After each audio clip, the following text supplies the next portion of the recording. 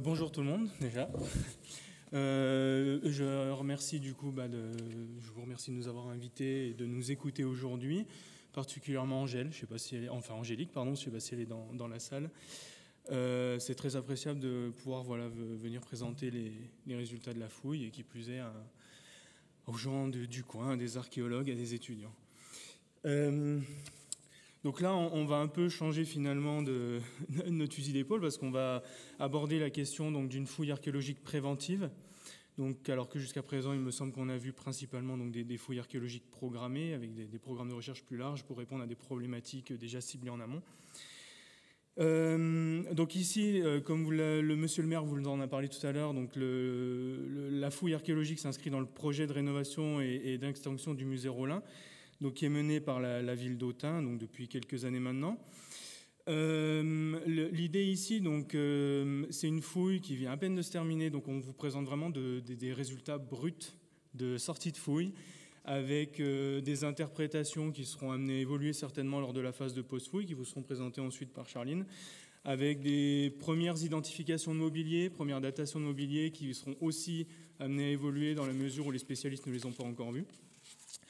Et compte tenu aussi de l'aspect assez technique de cette fouille, donc on a pris le parti aujourd'hui de vous présenter aussi en amont de la présentation de ces résultats pour que vous compreniez aussi tout le contexte et toute la difficulté, on va dire, mais aussi l'intérêt de cette fouille.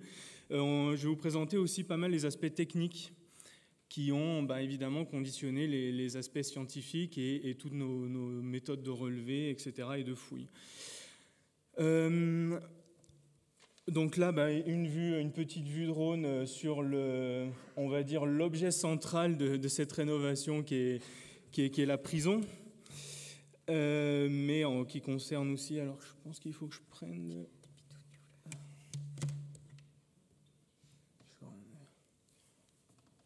Alors, excusez-moi, je suis pas habitué au laser. Donc le musée Rolin actuellement, pour vous resituer, oui, je suis désolé, c'est vrai que j'ai considéré que tout le monde connaîtrait parfaitement le musée Rolin et où il se situe. Donc on est dans la ville haute d'Autun, dans le quartier cathédrale, on va dire, donc qui marque assez bien le paysage quand on arrive. Le musée Rolin actuellement, bon, pour ceux qui ne connaissent pas, se situe dans ces bâtiments-là. Et donc le futur projet va étendre un peu plus loin. Donc justement, le projet architectural et muséographique qui a été retenu donc, est celui du cabinet d'architecte L'Atelier Novembre, donc, qui assure de ce fait la maîtrise d'œuvre de ce projet. Le projet a pour ambition donc, d'agrandir le musée par la restructuration de l'hôtel Rolin, de la prison panoptique qui est ici et de l'ancien palais de justice qui est ici.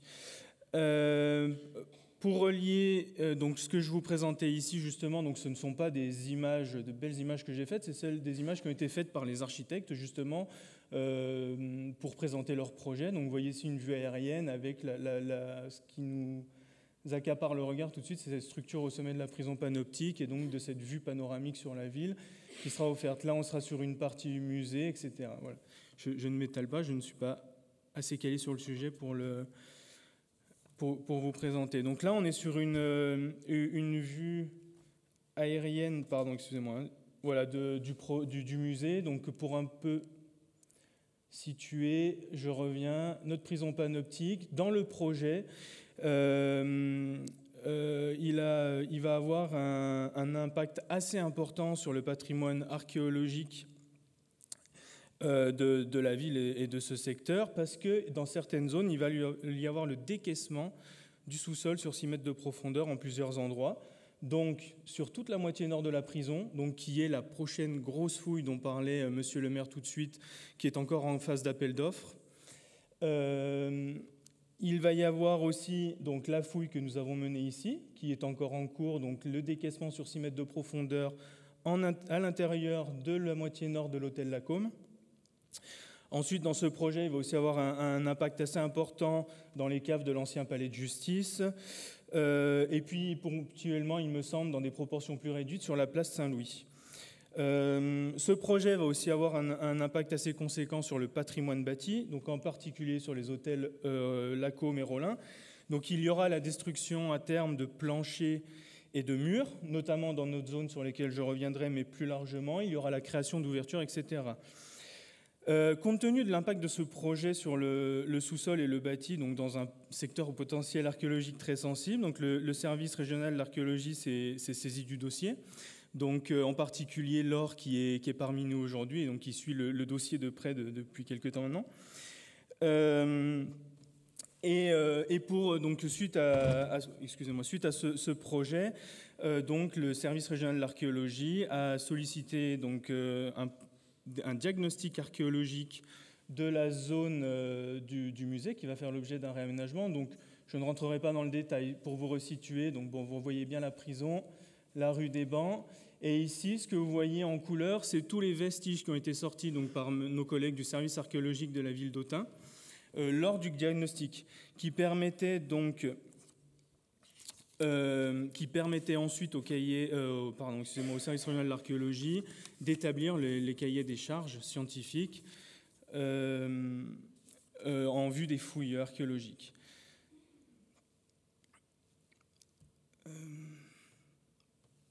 Ok, donc les premiers travaux préliminaires liés au panoptique ont concerné l'aile nord de l'hôtel Lacombe. L'objectif de ces travaux était de s'assurer que l'escalier et l'ascenseur donc, qui allait être ici, permettant l'accès à cette galerie souterraine, en fait, pouvaient être bien installés ici, parce que ça conditionne vraiment en fait, tout le projet muséographique. Donc je vous présente ici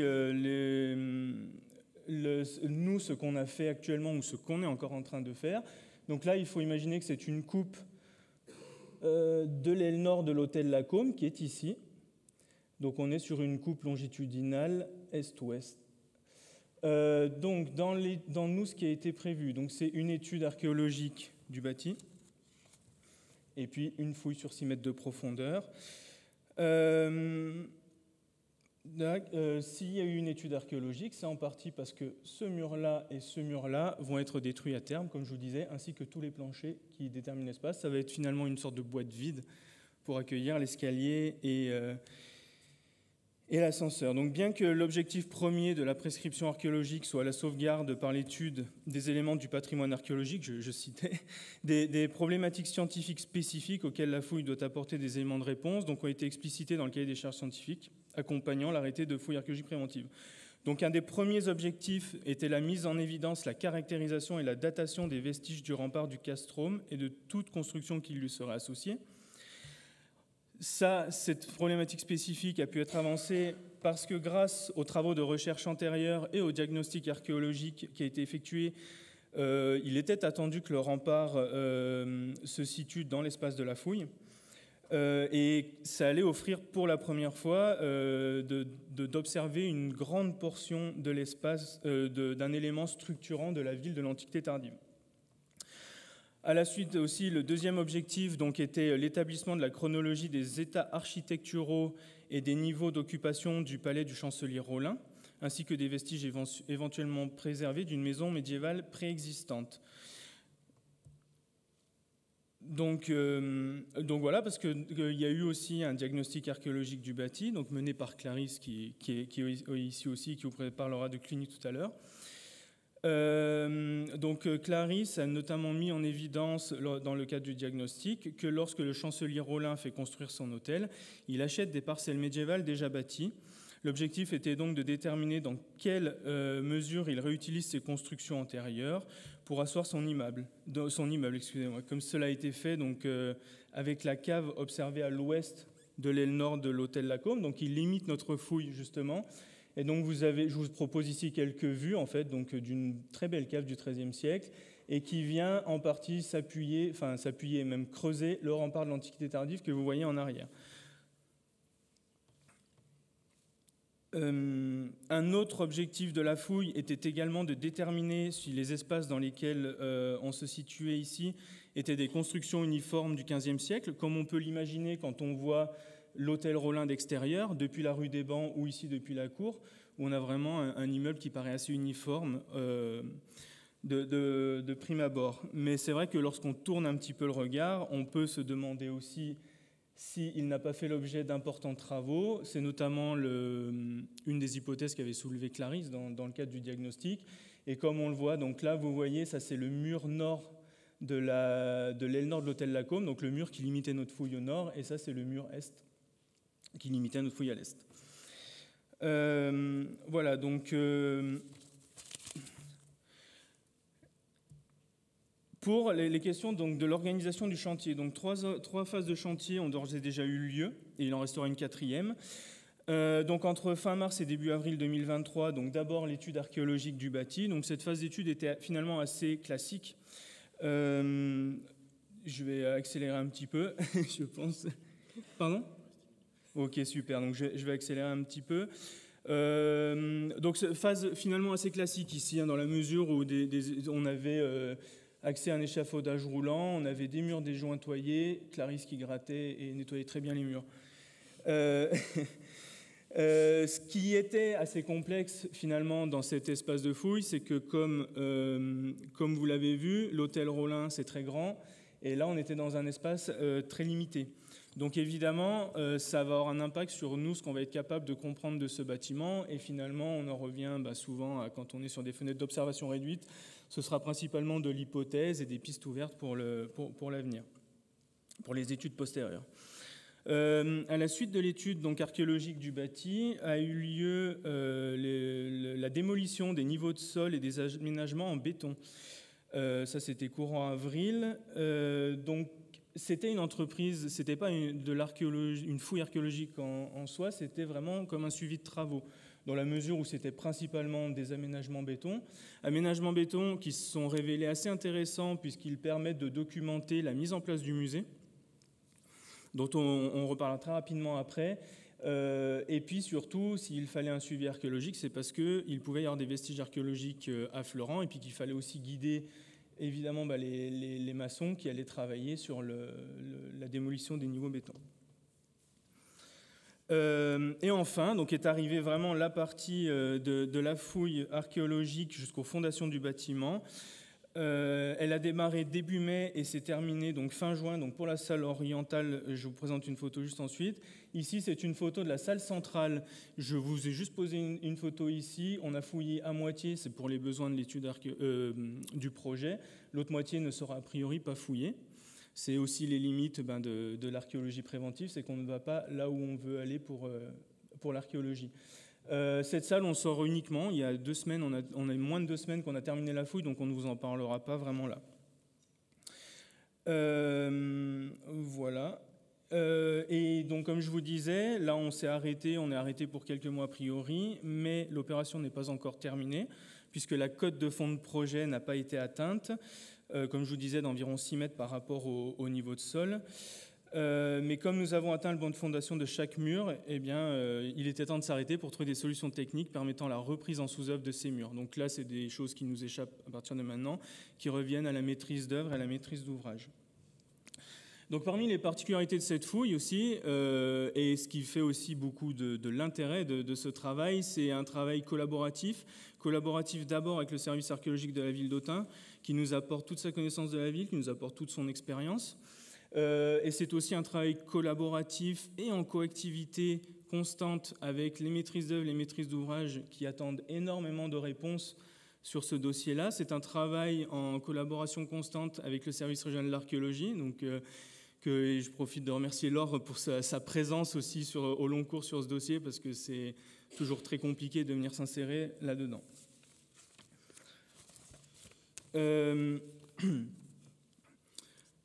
Ouais, donc je vais un peu abandonner mon texte pour avancer. Donc lors de la fouille, d'abord, première problématique, quand on pouvait avoir une pelle mécanique, c'est la question d'un engin thermique en intérieur.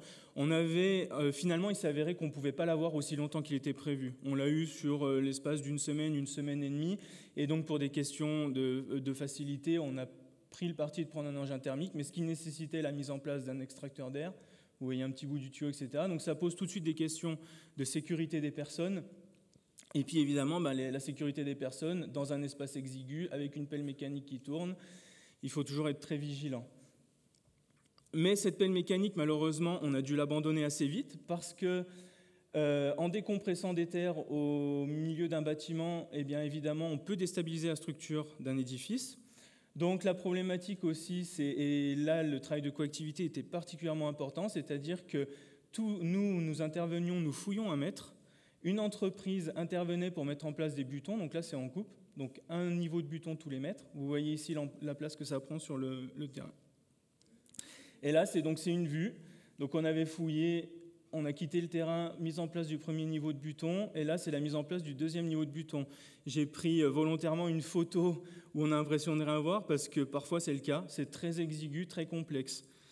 Ensuite, il y a la problématique de l'exiguïté de l'espace. Donc là, vous voyez, c'est notre géomorphologue qui venait faire un carottage au fond pour essayer de voir si on était sur le terrain naturel et qui a dû faire appel à un outil particulier de carottage parce que c'est très exigu.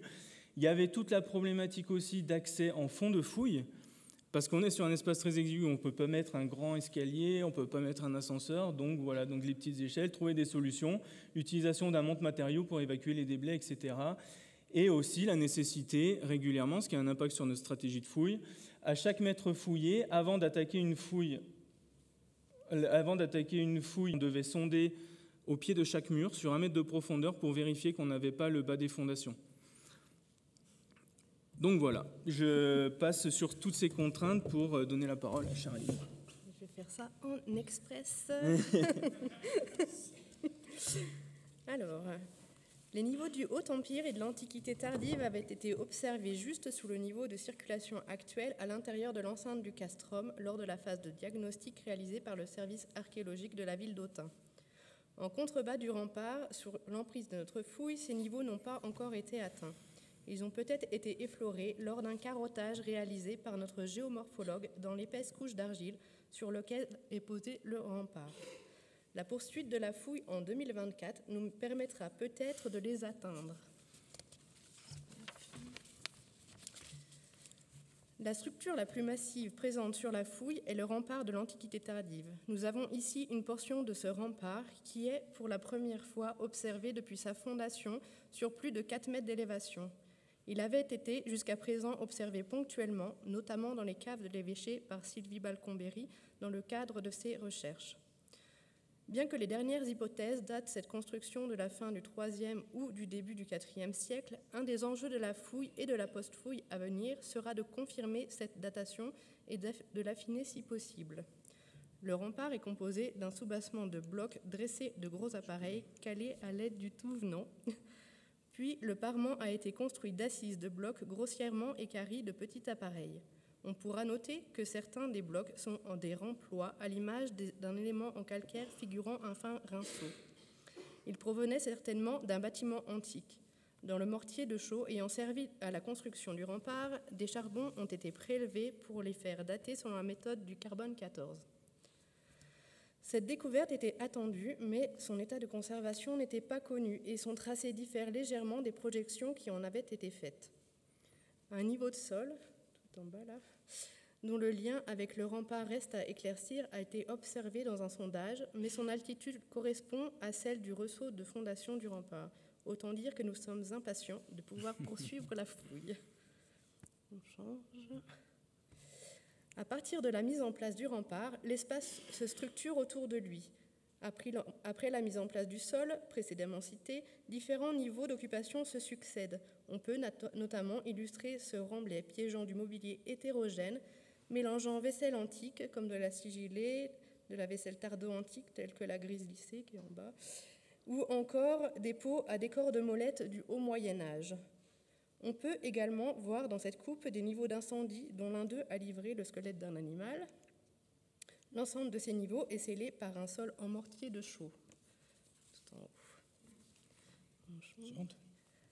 Donc, ce sol en mortier de chaux est présent sur toute l'emprise de la salle et se poursuit au-delà des limites de la fouille vers l'est, l'ouest et le nord, tandis qu'il s'appuie au sud contre le rempart.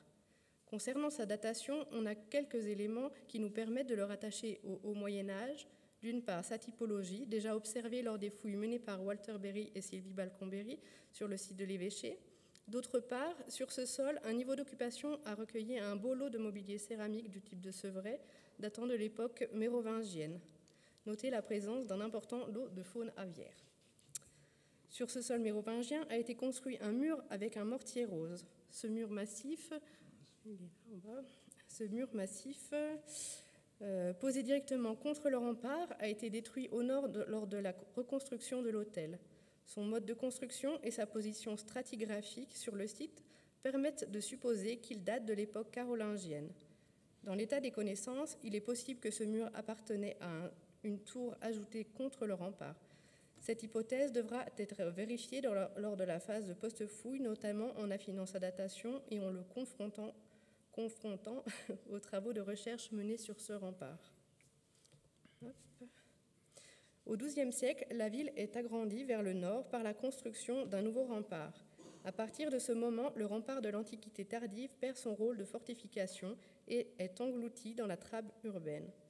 On a pu observer ce phénomène dans l'espace de la fouille, d'une part par la construction d'une habitation au XIIIe siècle dont seulement la cave est conservée. Cette cave a été étudiée partiellement dans le cadre du diagnostic archéologique. Elle est voûtée d'ogives et a nécessité le démontage partiel du rempart et sa reprise en sous-œuvre, ce qui constitue une preuve supplémentaire de l'abandon du rempart en tant qu'élément défensif. Dans l'espace de la fouille, à l'est, l'étude archéologique des élévations a montré que des bâtiments ont été construits contre le rempart avant l'hôtel Rollin. Compte tenu de l'état de conservation des maçonneries, il est difficile de connaître la fonction de ces bâtiments. Par ailleurs, leur datation est incertaine. La chronologie relative nous permet de la situer entre le XIIIe et le XVe siècle. La datation radiocarbone, on ne va pas redire ça. Suivant. Au XVe siècle, Nicolas Rollin, chancelier de Philippe le Bon, fait raser les maisons présentes sur les parcelles nouvellement acquises afin d'y implanter son hôtel particulier. D'après les sources, notamment l'inventaire des biens des Rollins de 1450, l'espace de la fouille était dédié aux cuisines de l'hôtel.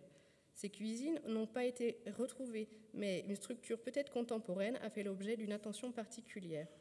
Cette structure de près de 3 mètres de profondeur et que nous dénommons structure hydraulique a rapidement été mise au jour lors de la fouille. Il pourrait s'agir d'un puisard ou d'une latrine, alimentée depuis le nord par une canalisation en imbrex. Un carreau de pavement losangique décoré a été découvert dans sa maçonnerie, ce qui donne une date de construction de cette structure postérieure au XIVe siècle. Cette structure a été entièrement remblayée, vraisemblablement au début de l'époque moderne. La fouille de ces niveaux de remblai a permis la découverte d'un mobilier très abondant. Nous pouvons lister par exemple des matériaux de construction tels que des carreaux de pavement du XIVe et de nombreux imbrex, de la vaisselle, dont des verres à tige, verres à pied typiques du XIVe siècle, et encore du mobilier en lien avec une activité de cuisine, comme des mortiers, de la céramique commune grise micacée et à pâte claire glacurée, des déchets de cuisine tels que des os, de nombreuses écailles et arêtes de poisson et des coquilles d'œufs. L'étude du mobilier par les spécialistes pourra peut-être nous dire si ces rejets peuvent être mis en lien avec les cuisines de l'hôtel Rollin, bien que leurs vestiges aient été détruits lors de la reconstruction de l'hôtel Lacombe à la fin de l'époque moderne. Donc pour l'époque moderne, très rapidement, donc je reviens. Finalement, l'étude archéologique des élévations qui nous concernaient ont montré que l'hôtel Rollin au XVe siècle ici, il n'y en avait plus quasiment, qu'il avait été en très grande partie reconstruit, donc c'est ce que vous voyez en jaune et aussi en rose, en rosé, très largement reconstruit à une période probablement au XVIIe, XVIIIe siècle, plus probablement au XVIIIe siècle. Donc la seule partie finalement qu'on pourrait attribuer à l'hôtel Rollin est très fine dans l'espace, elle se situe ici, on avait toute une des arcs qui remontaient. Donc il faut imaginer qu'en fait on avait juste cette partie-là, 15e, on est ensuite sur de la reconstruction entière 18e. Sur les états, je vous parlais tout à l'heure des états, on va dire, musées, qui étaient intéressants, qui étaient les aménagements béton. Ce qui était assez rigolo de voir, c'est que on a, donc ça c'est la partie hypocauste, mais en fait on avait un état antérieur lié au musée, ici. Donc il y a un premier mur béton qui est construit, qui initialement se refermait ici, avec une pièce, donc un espace rectangulaire qui se développait dans ce sens. Et en fait, très rapidement, probablement parce qu'ils réutilisent le même carrelage, mais avec un léger décalage ici qu'on lit assez bien, et ben en fait, ils réduisent cet espace, ils coupent le rempart dans les années probablement 50-60, et puis en fait, ils font un nouvel espace rectangulaire plutôt organisé comme ça. Voilà, donc après je vous remettais justement quelques photos donc, de cet espace vidé et puis de ce qu'était le dernier état, on va dire, de l'hôtel nord, de l'aile nord de l'hôtel Lacombe. Voilà, donc comme je vous disais, c'est vraiment une présentation très rapide et succincte d'une fouille qui n'est même pas encore achevée et dont voilà, on est assez assuré aujourd'hui de la chronologie relative, de l'enchaînement des différents états de construction. En revanche, il y a encore beaucoup d'incertitudes sur toutes les questions de datation.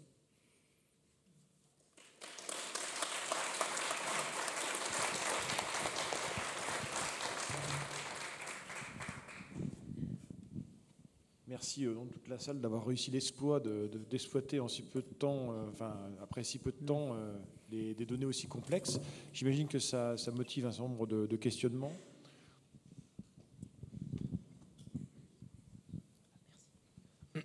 J'aurais des questions plus précisément sur les niveaux tardo-antiques et spécifiquement sur tout ce qui concerne le rempart en l'occurrence. Ma question est complètement naïve, mais est-ce que vous envisagez quel type d'analyse bâtie pour essayer de préciser toutes ces notions de construction spécifiquement centrées sur ce niveau tardo-antique? En fait, de ce qu'on a pu voir, et puis on s'est un peu renseigné sur ce qu'il était possible de faire actuellement entre datation OSL, etc. En fait, l'élément le plus fiable, ce sera du carbone 14 a priori. On a réussi à récupérer plusieurs charbons en plusieurs endroits de ce rempart. Donc j'espère qu'en croisant toutes les datations de chaque charbon, on arrivera à avoir des données assez fines. Et puis ensuite, évidemment, il y a toute la stratigraphie donc, qui nous apportera aussi peut-être des éléments qui nous permettra de recueillir plus finement encore. Mais c'est vrai qu'on avait regardé, on aurait aimé pouvoir dater par OSL le mortier, mais en fait, c'est encore vraiment une méthode de datation qui est... pour les mortiers qui est à ses débuts, quoi, et ça ne marche pas dans le cadre du préventif. D'accord, et une dernière petite, le rapport stratigraphique entre les différentes élévations du castrum, enfin de ce qui correspond au castrum, et les couches de remblaiement, en fait. Tout ce qui... les niveaux d'assises en appareil massif sont plus recouverts par des niveaux alto-médiévaux, stricto sensus, ou certains sont tardo-antiques? Pour l'instant, c'est compliqué à dire parce que on a le ressaut de fondation et du coup à peu près où situer les niveaux de sol qui fonctionnent avec le rempart ont été atteints que par quelques sondages parce qu'on a dû s'arrêter sur la fouille. On a eu l'autorisation de faire quelques sondages. Donc c'est encore assez incertain. Ça a été observé que parce qu'on était au fond de cette structure plus récente. Donc en fait les niveaux tardo-antiques, on les a pas encore. Et ça, il y aura des éléments de réponse ensuite, enfin voilà. dans quelques mois, si ça veut bien. D'accord, merci beaucoup.